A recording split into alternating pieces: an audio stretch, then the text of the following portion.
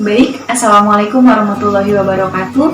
Rekan-rekan mahasiswa yang saya banggakan, pada pertemuan kali ini, di pertemuan 15, kita akan mempelajari mengenai pembukuan atas transaksi terkait dengan PPh pasal 23 dan PPh pasal 24. Sebenarnya pertemuan kali ini melanjutkan pertemuan 14 kemarin, di mana pertemuan 14 kemarin kita membahas PPh 21 dan PPh pasal 22.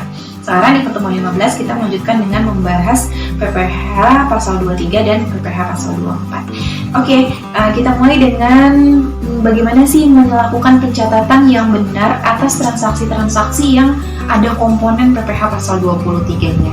Nah, sebelum melangkah lebih jauh, saya mengingatkan kembali bahwa pajak penghasilan pasal 23 merupakan pajak penghasilan yang dipotong atas beberapa kegiatan. Di antaranya adalah penanaman modal, lalu sewa, pembayaran sewa atas barang-barang yang bergerak seperti sewa kendaraan, sewa mesin, dan sewa peralatan. Itu merupakan objek PPh pasal 23. Lalu dividen, lalu bunga, lalu royalti. Nah, itu semua merupakan objek PPh pasal 23 yang harus kita pahami, yang harus kita ketahui berapa tarif pajaknya. Karena masing-masing penghasilan tadi, masing-masing objek tadi berbeda tarif PPh pasal 23-nya. Nah, selanjutnya adalah sama seperti PPh pasal 22, bahwa PPh pasal 23 ini juga melibatkan dua wajib pajak atas transaksinya, yaitu wajib pajak yang memotong PPh pasal 23 atau memungut PPh pasal 23, dan wajib pajak yang dipotong atau dipungut PPh pasal 23 itu sendiri.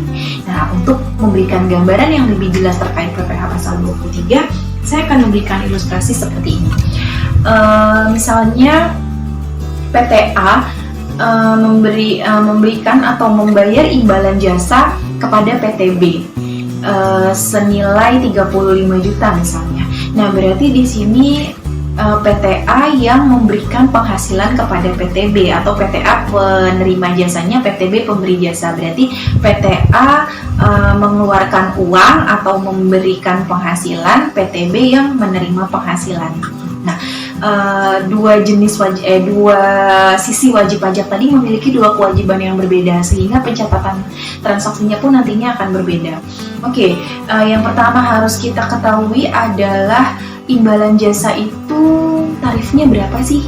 Nah, imbalan jasa itu merupakan salah satu objek PPh pasal 23 yang tarifnya adalah 2%.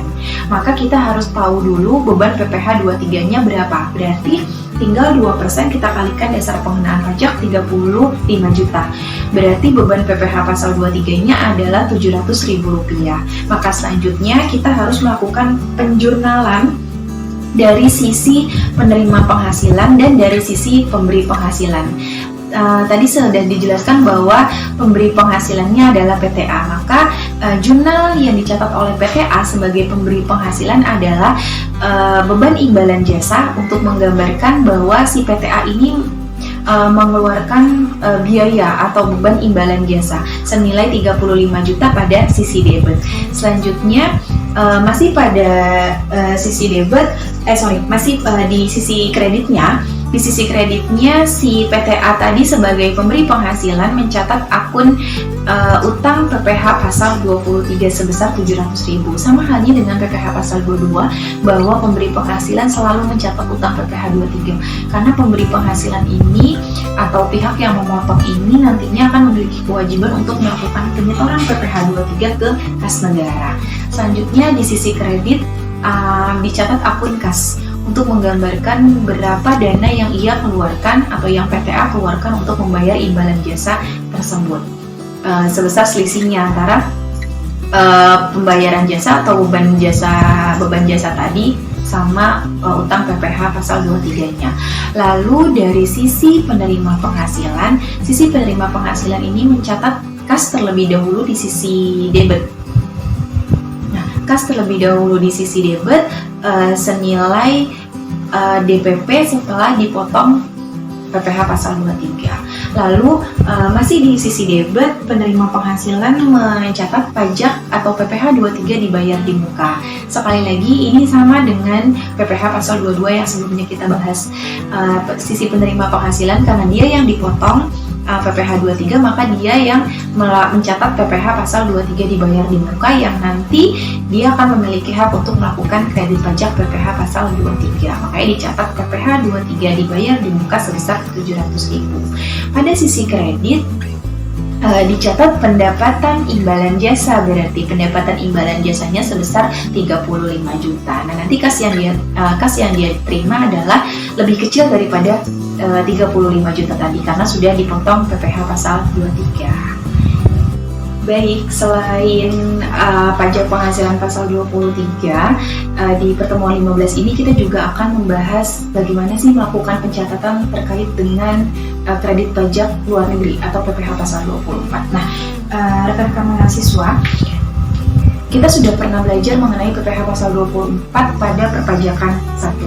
Nah, pajak penghasilan pasal 24 merupakan kredit pajak luar negeri, di mana apabila wajib pajak dalam negeri menerima penghasilan di luar negeri, maka ada hak wajib pajak untuk mengkreditkan pajak yang dibayar di luar negeri terhadap pajak terutang yang dibayar di dalam negeri. Nah, mengingatkan kembali bahwa ada beberapa komponen dalam menghitung pajak penghasilan pasal 24, di antaranya yang pertama adalah penghasilan yang dia terima di luar negeri. Lalu tarif pajaknya berapa, itu adalah pajak terutang yang dia bayar di luar negeri. Yang kedua adalah penghasilan yang dia terima di dalam negeri. Yang ketiga adalah total penghasilan neto. Setelah mendapatkan total penghasilan netonya, yaitu penghasilan yang diterima di luar negeri ditambah dengan penghasilan yang diterima di dalam negeri, kita akan hitung berapa besarnya beban PPh badan yang harus dia bayar dengan menggunakan tarif pasal 17. Berarti tinggal 25% kita kalikan dengan total penghasilan neto, didapatkanlah beban PPh-nya.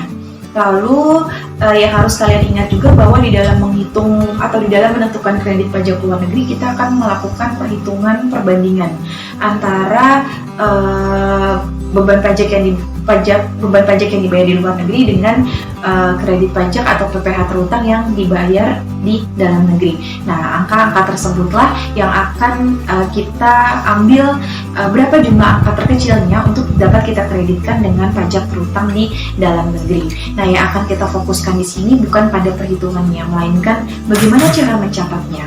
Penjurnalannya adalah wajib pajak yang menerima penghasilan di dalam negeri dan di luar negeri sekali lagi berhak mengkreditkan pajak terutang di luar negeri dengan pajak terutang yang ada di dalam negeri, sehingga nantinya pajak terutang di dalam negeri angkanya akan lebih kecil karena telah dikreditkan dengan PPh pasal 24 tadi.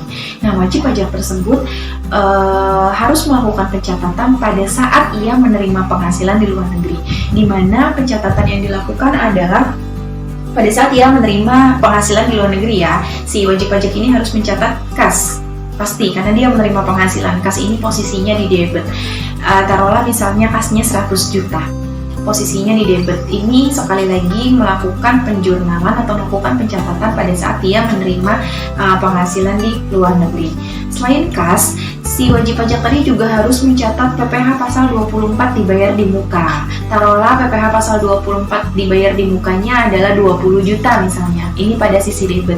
Untuk menggambarkan bahwa ada pajak yang sudah dibayar di luar negeri. Nah, ini nantinya untuk kita kreditkan di dalam negeri atau dibalik dengan kredit pajak dalam negeri.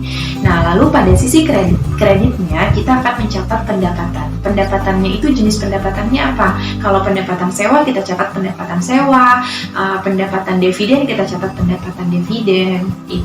Itu dari sisi penerima penghasilannya. Lalu pada akhir tahun, pada saat si PPh 24 ini dikreditkan di dalam negeri, wajib pajak si penerima penghasilan tadi juga harus melakukan pencatatan. Pencatatannya adalah beban PPh badannya, beban pajak penghasilannya yang tadi 25% kita kalikan dengan total penghasilan neto, itu taruhlah misalnya 500 juta pada sisi debit. Lalu di sisi kreditnya kita akan balik utang PPh 24 dibayar di muka tadi. Kita balik dengan menggunakan kredit pajak PPh pasal 24 pada sisi kredit. Misalnya tadi contohnya 20 juta. Maka selisihnya lebih besar mana? Selisihnya karena lebih besar beban PPh-nya, maka akan muncullah PPh kurang bayar. Maka kita akan jurnal utang pajak pada sisi kredit. Kenapa utang pajak? Karena beban PPh-nya lebih besar daripada PPh 24 dibayar di mukanya tadi, maka selisihnya itu merupakan kurang bayar yang harus kekurangan pembayarannya tadi harus kita setor ke kas negara. Maka utang pajaknya menjadi 500 juta dikurang 2 juta tadi menjadi 480 juta. Nah, itu tadi terkait dengan pencatatan PPh pasal 23 dan 24 yang agak kontradiktif karena PPh pasal 23 tadi kita langsung saja bayar di dalam negeri, kita langsung kreditkan di dalam negeri. Berbeda halnya dengan PPh pasal 24. Kita menerima penghasilannya di luar negeri, kita kreditkan di dalam negeri. Maka dari itu peraturannya, perhitungannya, pengkreditannya juga jelas berbeda. Kalian bisa mempelajari lebih lanjut terkait dengan kasus-kasus PPh pasal 23 dan 24 dengan berbagai jenis transaksi yang berbeda pada modul akuntansi perpajakan. Terima kasih, semoga bermanfaat. Assalamualaikum warahmatullahi wabarakatuh.